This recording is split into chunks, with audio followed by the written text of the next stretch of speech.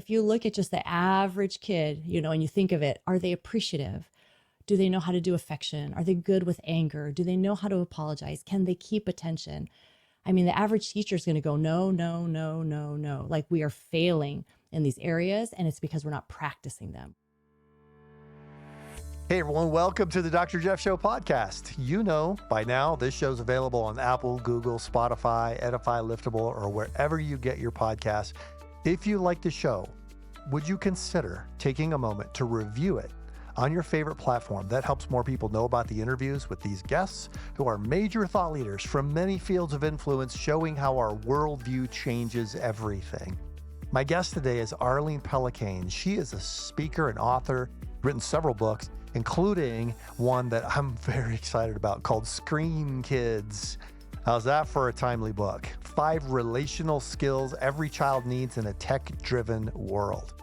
Arlene is the host of the Happy Home podcast. She's earned degrees from Biola University and Regent University, written and appeared on several media outlets, including The Today Show, Wall Street Journal, Fox and Friends, and more. People turn to her for really practical, helpful, encouraging, comforting advice about how to raise kids in times like these. Please welcome Arlene Pellicane to the show.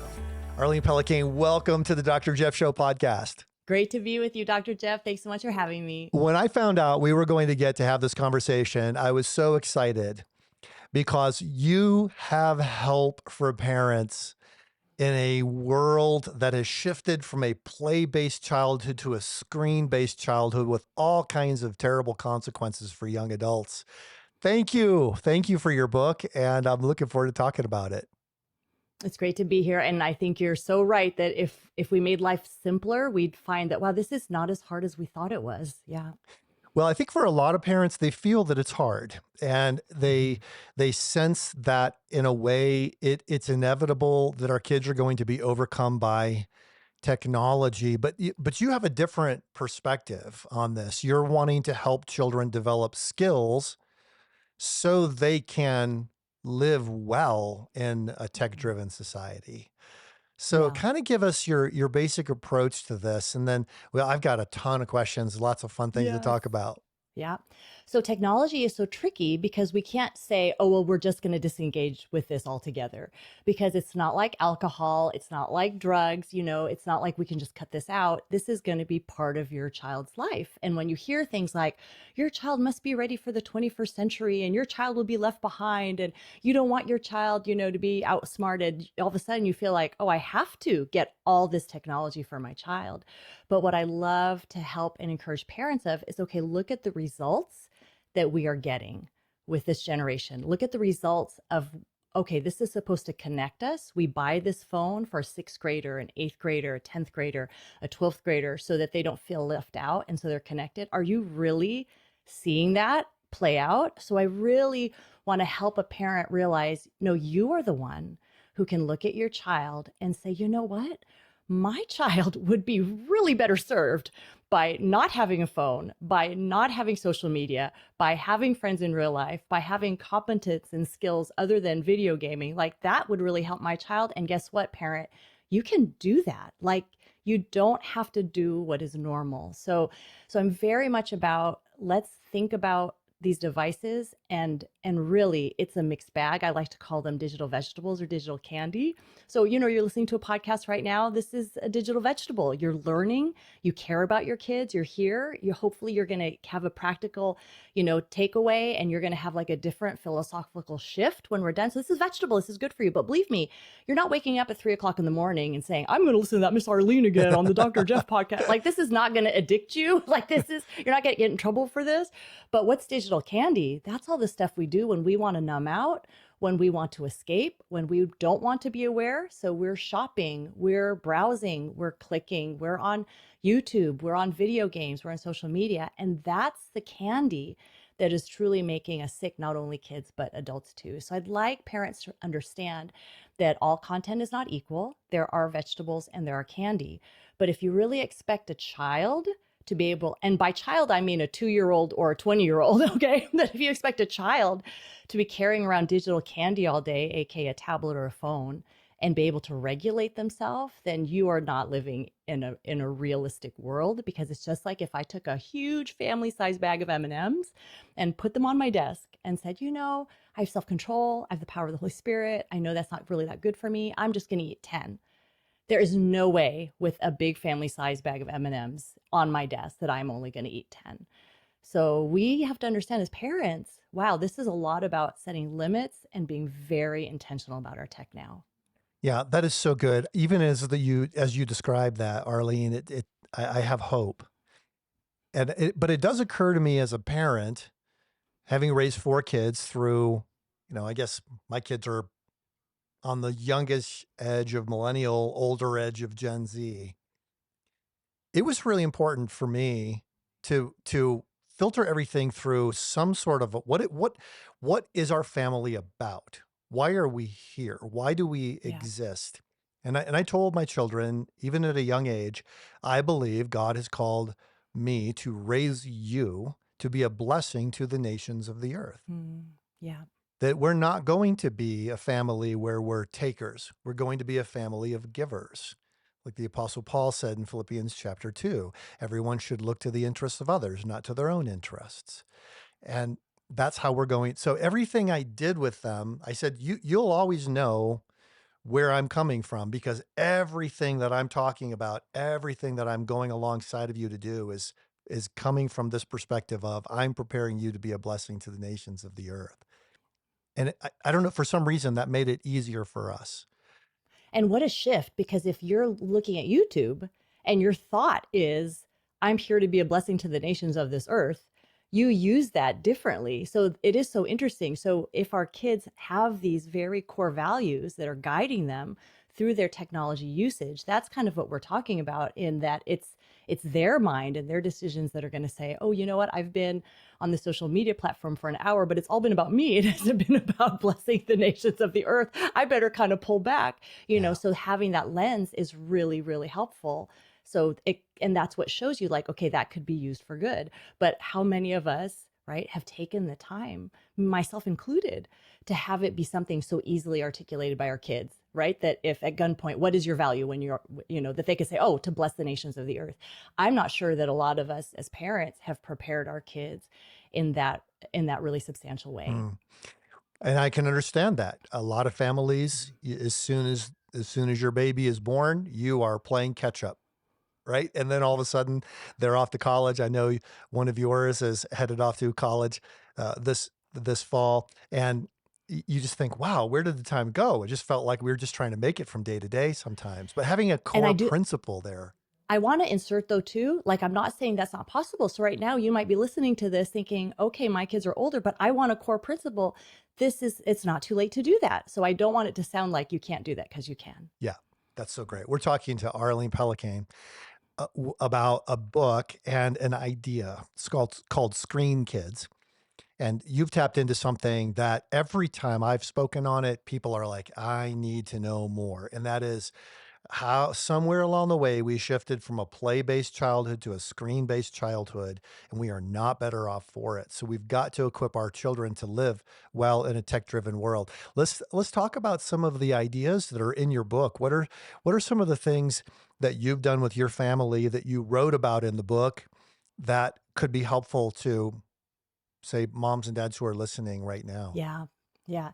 I think of a pediatrician, Dr. Dimitri Christakis, and he says, the dumber the dumber the toy, the smarter the child. And it's this idea, as you're raising your kids, if they have a stuffed animal bear, what happens? That child animates that stuffed animal bear. They take it along, they learn empathy, they dress it, they do all these things. But when that child has a really smart toy, right? Whether it's like a little baby iPad, whatever it is, what do? They press buttons. They do very little. So that idea of, what? I want my child to be the one who brings the action. I want my child to be the one who's curious and learning, not just sitting passively. So I think as parents, if we can have this sense of, as my child, I want to protect childhood. I want to protect baseball and tennis and walks and pets and having friends over and baking chocolate chip cookies and going fishing. And like, I want to protect all these things. They have enough time in their life to be sitting on a couch with a phone. You know what I mean? Yeah. It's like that's your 20s, 30s, 40s, 50s. You're sitting on the couch with a phone. So really have that idea of how can I protect childhood? And a lot of that comes with delaying that device. My husband is a realtor, and he remembers, going to show a family house. This is, when our kids were very little, but they'd be in the minivan and the kids would never look up from their phones, right? And so he's thinking, you're potentially going to move to this neighborhood and you have no idea what it looks like. And then they walk around the house and it's like they're looking at their phones the whole time. So you have no idea you have a say in what your room's going to be, and you don't even realize it. And it was in that moment that my husband got real stubborn. Like, my kids will not do this. Like, if we are looking for a home, they will be looking around and asking questions and looking at the backyard. And so I think it's that understanding. And I like that story because I think it so illustrates what technology does, that all of a sudden, instead of you having the agency to decide what you like, and, instead you have this device, and the device shows you what you like. It shows you what to play instead of you playing it yourself. So I think as a family, if you can say, you know what, we're going to push off that device. So for us, we knew for sure not in elementary school. So I know we're all going to get hung up on this question, when should I give my child a phone? And that's a very complex answer, probably not one that we have time for, but it is the sense of, okay, well, when does a child get a driver's license? When they're ready to drive. And how do they prove that? By practicing and trying and being supervised. And it's very much like a phone, that if you give your child a phone, now you're trusting that they know what to do, but it's not just them. It's like dropping them off at a mall and saying, hey, I know you're a good person. I'll see you in 6 hours. Good luck. Stay away from the bad people. Like, we would never do that as parents, but we'll give a device and we'll just think like, oh, they're sitting right here. They're fine.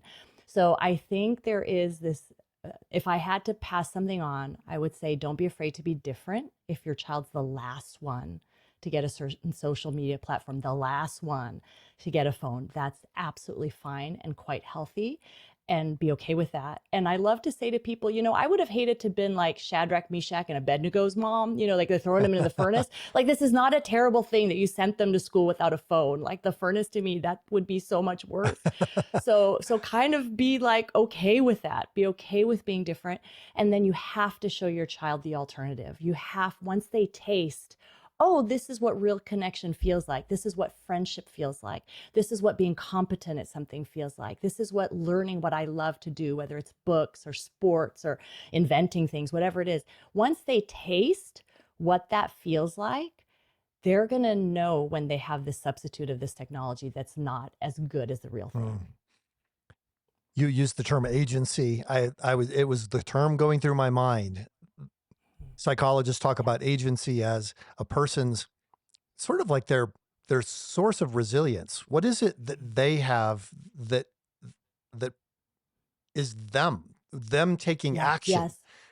Yes. And it's when people become passive, when they feel that they're helpless against their circumstances, that they end up starting to feel more anxious, depressed. All of the studies are showing this now. Jean Twenge, in her book Generation, gives 350 pages of stats and details about, this is what's going on in this generation. And I think you've just really pinpointed exactly why it's happening. Somehow we're raising a generation of kids who do not believe that their life actually makes a difference, that their engagement with reality really matters.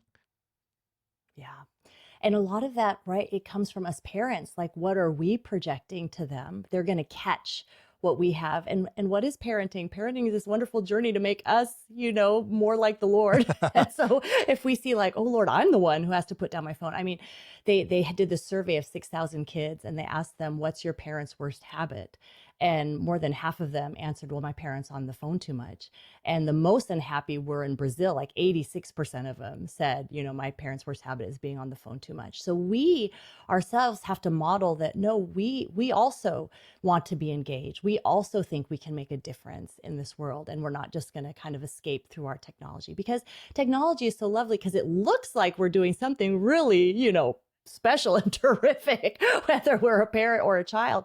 But in truth, maybe 10% is really, really, truly necessary and great. But there's probably a good 80 to 90% of time that we're just wasting. Yeah. Let me throw a scenario out here that I know I faced as a parent, you have, and I'm sure a lot of the people who are watching and listening to the show have faced. They have found that technology helps their children be passive at times where we don't have the energy to deal with them, Yes. right? So you see a family in a restaurant, they just give the device to the child and the child doesn't even squawk, doesn't make any noise, doesn't cause any trouble, doesn't throw food. They're just absorbed in the device. It's like, this is magic, It's right? I magic. And a lot of know. people feel that way. Just pacify the child. Um, so if a child says, I am the only one at my school who doesn't have a phone, and they're making a big deal out of it, your immediate inclination, if that's your parenting approach, is to pacify them by just giving them what they want. Yeah. But you're suggesting there's going to have to be some kind of a conversation. So your child says, I am the only one in my class who does not have this device. Why are you depriving me? How, as a parent, do you have that conversation with your child? Yeah.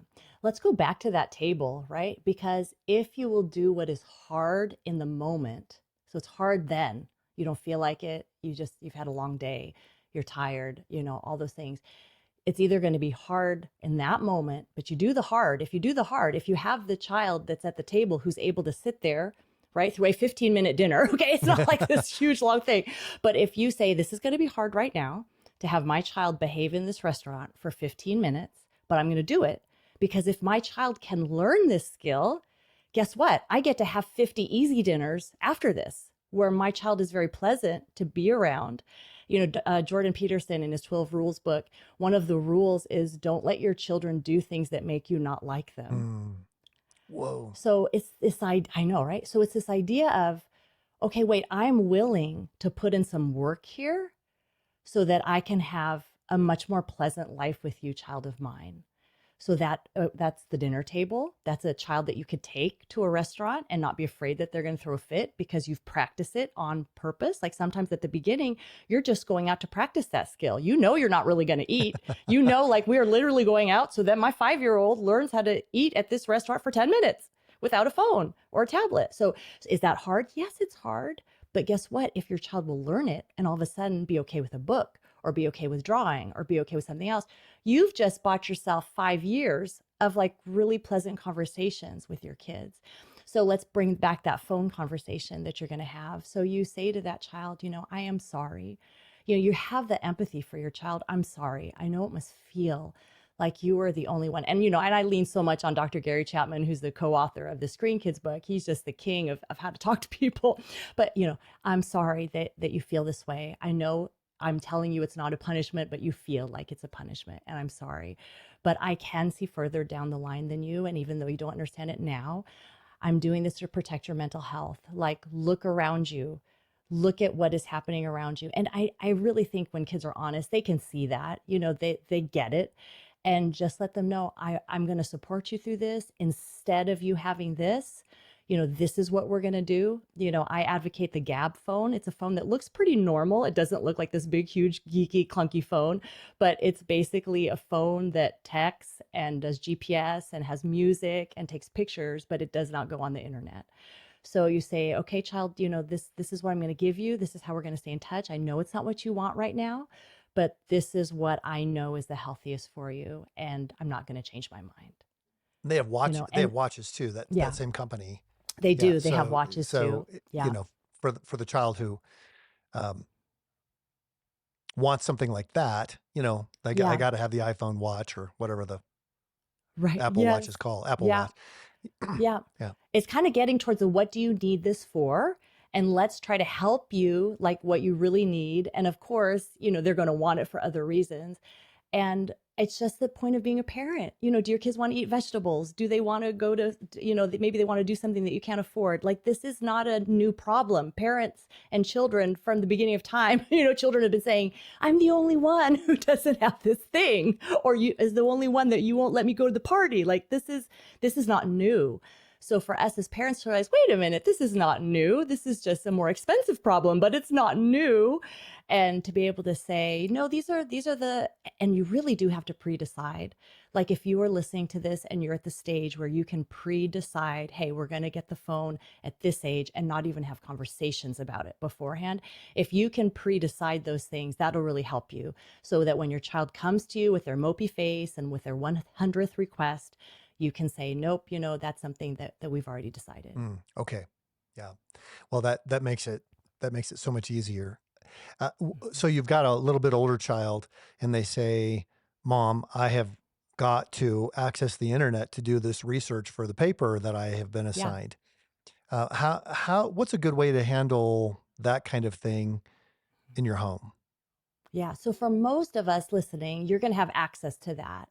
So whether it's, and for, to be honest, like, our schools give us, tablets or whatever since 7th grade is what my kids experience. I know they're giving them even earlier now. So it's very, very likely that it's like, yeah, get on your school computer and go do that. Like, I don't need to buy you another device for you to do that. You can go on your school device. If there is not a school device, then it's very likely that you as a parent or grandma or grandpa have a device that can be used for that purpose by that child. So just look for other solutions because they are there. Hmm. Let's talk about the threat of the increased screen time a little bit, because Yeah. this is something you dig into, and it is.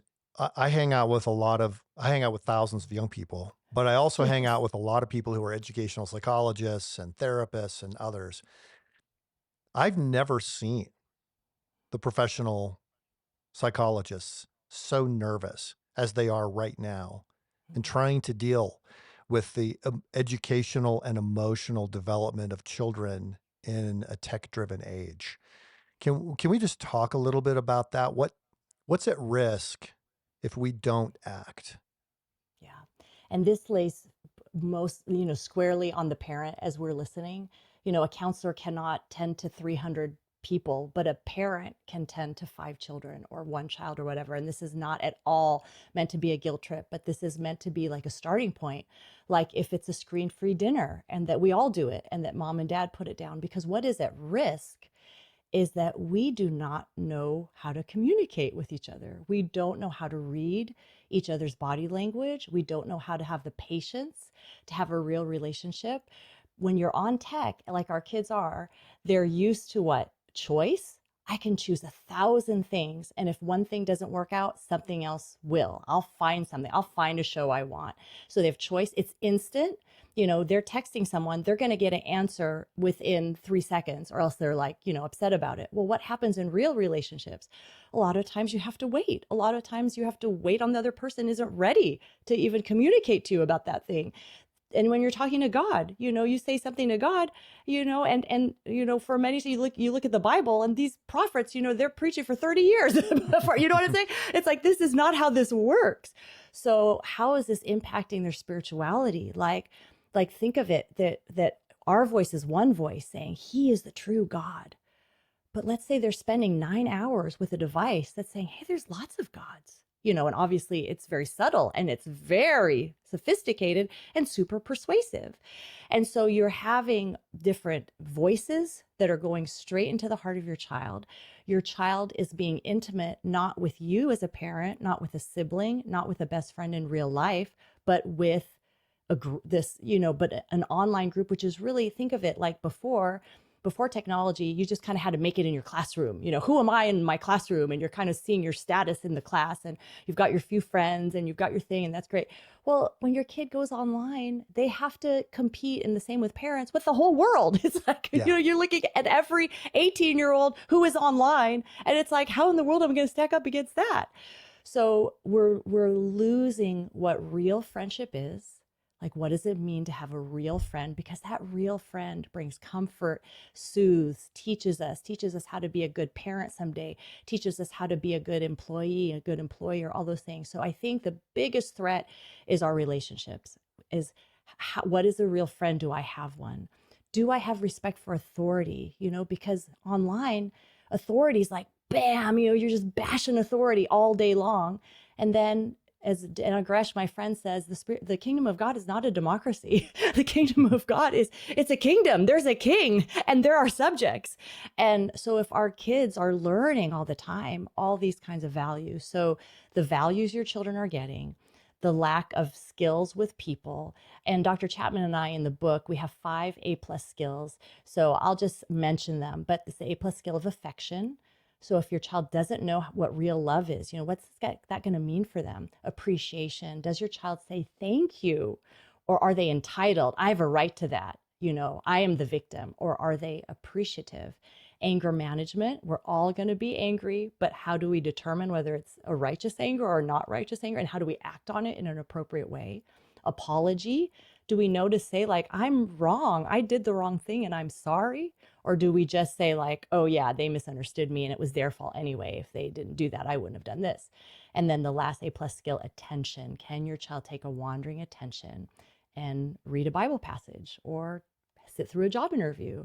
So we're seeing that kids today, and I think you could, your Summit kids that come to Summit, they're going to be a cut above because they're kids that are coming to Summit. They're coming to learn. So they're already kind of a cut above. But if you look at just the average kid, and you think of it, are they appreciative? Do they know how to do affection? Are they good with anger? Do they know how to apologize? Can they keep attention? I mean, the average teacher is going to go, no, no, no, no, no. Like, we are failing in these areas, and it's because we're not practicing them. We're good at video games and we know how to use filters, but we don't know how to do these relational skills that are really the things that are important in your child's life. As you've been saying this, it something clicked in my mind, and I'm thankful. One of the things I love about doing the show is I get to learn. I have seen every year with the students we work with, and again, at Summit Ministries, we have several thousand who come to in-person programs. We have tens of thousands who engage with us through curriculum courses and other kinds of things. We have noticed that communication breakdown, that inability to figure out how to interact with other people in a socially appropriate way. And I hadn't really thought of the trend line until you're mentioning this. But there are things that students do, and you think, what on earth made you think that was a socially appropriate way to interact with this other person? Where did you get that? It's like we have a generation of kids emerging because of their constant access to technology who don't have basic social skills. I mean, people always used to say, you shouldn't have homeschooling because what about socialization? Like the kids who've actually had real conversations are the only ones who are socialized at this point. Yeah. Am I on the right track there? Because I think I need to start Absolutely. training with our team to say, no, the communication is what we've got to work on. And a lot of times we'll think, oh, it's the kid, they're shy or they're this or they're that. And as a parent, sometimes we'll think, oh, they're not as communicative. But you know what? It's learned. Like, you learn how to look someone in the eye. You learn how to shake the hand. And you can be an introvert, and that's 100% beautiful. That's the way God made you. But it still means when you meet someone, you look at them and you shake their hand. And so you can still teach these social skills to your kids regardless of their personality. But now more than ever, you're right, they have to be taught because they're having less practice is really what it is. It used to be, oh, people went to church and they learned how to interact that. Well, less and less people go to church. Well, people used to go to service clubs and they'd serve and do something and they'd know each other. Well, people don't do that. People used to play like pickup games outside and sports and tag and kickball or whatever. Well, they don't do that anymore. They used to ride bikes around the neighborhood or build forts. Well, they don't do that either. So it's like, they're like adults and kids. We're not doing these practice kinds of things of social skills. So that is a good thing for you as a parent to think, how can I get my kid to practice these skills? How can I schedule them? As our kids got older, when they wanted to do certain things, like my son wanted to be an engineer. So my husband would say, okay, who do I know that's an engineer? And he would set up a lunch. Now, this is when they're, a sophomore or junior in high school, and they go to lunch with the engineer, and we, tell them, like, you should offer to pay for this man's lunch and you should talk to him, et cetera. What does that do? It's making them practice talking to someone. And so schedule those kinds of things. And if that's terrifying to your child, you do a lot of practice at home first and then send them out to do it. Yeah. That's so good. One of our sayings at Summit Ministries is, you need old people. Yes, it's so true. And old people And need young old people. people need, Yes. oh, you need old people and old people need you. Yeah, Yeah, it's so true. that knowledge is now, because of the internet and AI and, Mhm. machine learning, the Yeah. cost of knowledge has gone way down, Yeah. but the value of wisdom has gone way up. Yes. How about, let's go back to the table for a minute. So your child is there, and we've already had the conversation about, oh, I'm the only one who doesn't have this kind of a phone.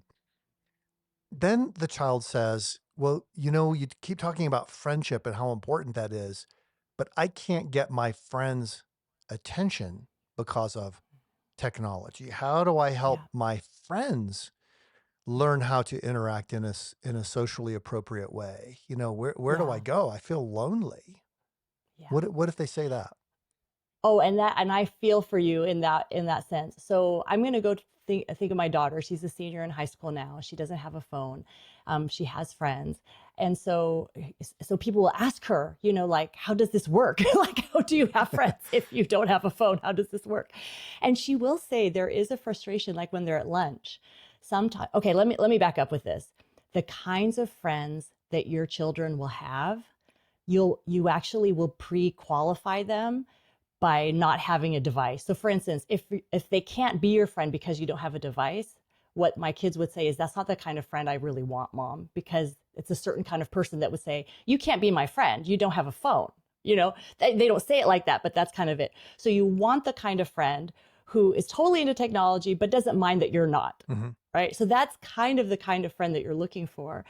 So let them know that's okay to look for that kind of person, like that person exists. And then my daughter will say, sometimes it's frustrating, like at lunch, they're just like looking at their phones or stuff. But she'll say, like, hey, you guys, let's put down our phones and let's just talk for a little bit. And I think kids don't mind that they pretend like they don't like it, but they don't mind that. And just giving our kids the confidence to lead the way in this area. Yeah. I really love that answer. And I can imagine a lot of different ways you could actually put it into practice. So, when children are at taekwondo or ballet Yeah. or Right. playing lacrosse or football or on the debate club or in drama, Mhm. when they're actually practicing their thing, all the phones are in the gym bags off at the side, Yeah. right? So they're not using the phones. They're actually having real interactions in a way. Yeah. So, And on that note, just on a technical side, my daughter does use my phone, so her friends can text me and she gets that at home and she can check her computer and she sees that. So there are like workarounds to these things, but just for you to know that there are you can be a little creative. yeah, that's so good. Well, I appreciate that. That's really helpful. As I think a lot of parents, they want the security of knowing that they can contact their child at any time, and that Yeah. that may be a big motivation for people. But for the child, the way you can find friends is you're involved in an activity with Yes. people who also like that activity, where the phones are set aside for the Mhm. duration of the practice or the performance or the Yep. lesson or whatever else it is. And friendships are often formed in those areas Mhm. because there's a real activity going on, there's real learning taking place. Your the interaction is real and meaningful and something we should get back to. Yeah, absolutely. We have found that to be true 100%. One thing I'd love to ask as we get ready to draw to a close, um, and so I spent a lot of time reading social science research dealing with what this generation is going through since I'm interacting with them all of the time. And one of the shocking things that we've discovered is an extraordinarily uh, high and rapidly accelerating level of self hate among young people.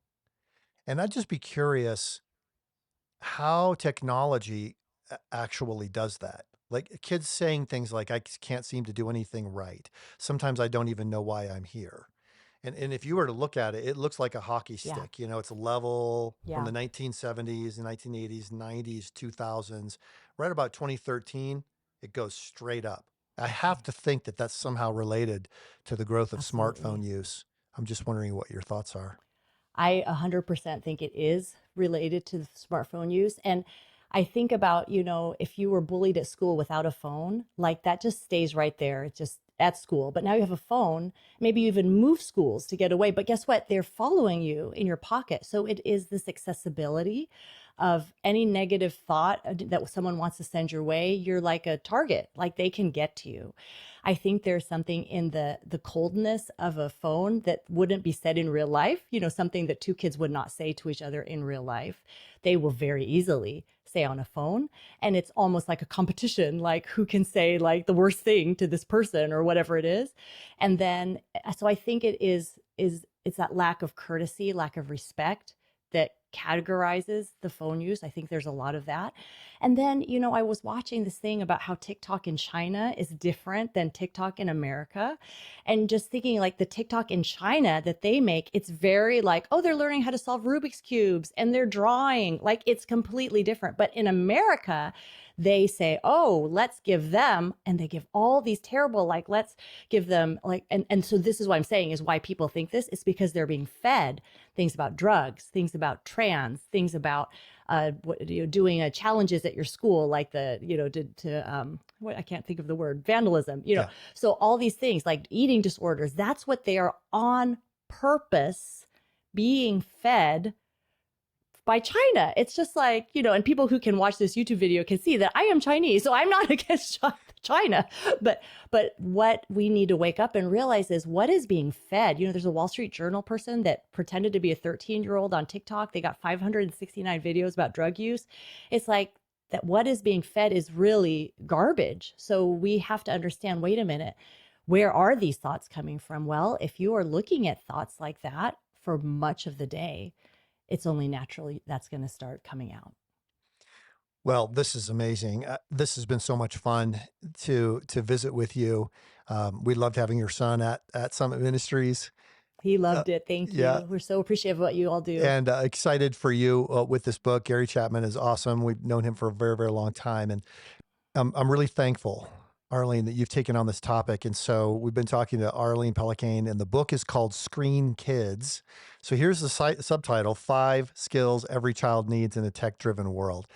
And the way you tie it in with the 5 love languages, the way you tie it in with those 5 A+ skills, is just it's so affirming to parents. Right now, more than ever, we as Yeah. parents need to know how to stand strong on behalf of our kids so they can stand strong in a world that really needs them to be strong. Yeah. And know you're listening to this. You are not alone. So be strong. And it's like, okay, if you're going to stir up the bee's nest, the mamas and the papas, we're going to rise up and say, no, we're going to protect our kids. So thank you so much for what you're doing for our kids, Jeff. Thanks so much for being on the show today. Thank you so much to my guest, Arlene Pellicane, for coming on the show today. The Dr. Jeff Show podcast is a resource of Summit Ministries. Summit equips and supports the rising generation to embrace God's truth and champion a biblical worldview. So, if you want more resources that will help you live out a biblical worldview, whether you're a student or whether you're trying to reach the next generation as an educator, church leader, or parent, head over to summit.org/resources for articles, videos, ebooks, and more. Thanks for tuning in, and we'll see you next week.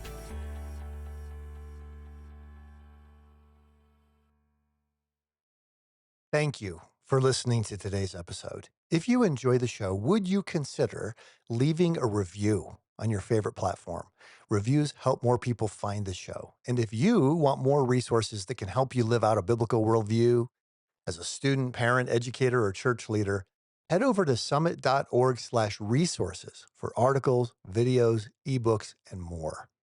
Also, if you're looking for more great podcasts that will build your faith and inspire you, our friends at Edify have just what you need. You can find more podcasts, including the Dr. Jeff Show podcast, on the Edify app. You download it at edify.app, or you can search for Edify, which is spelled EDIFI, in the Apple and Google Play stores.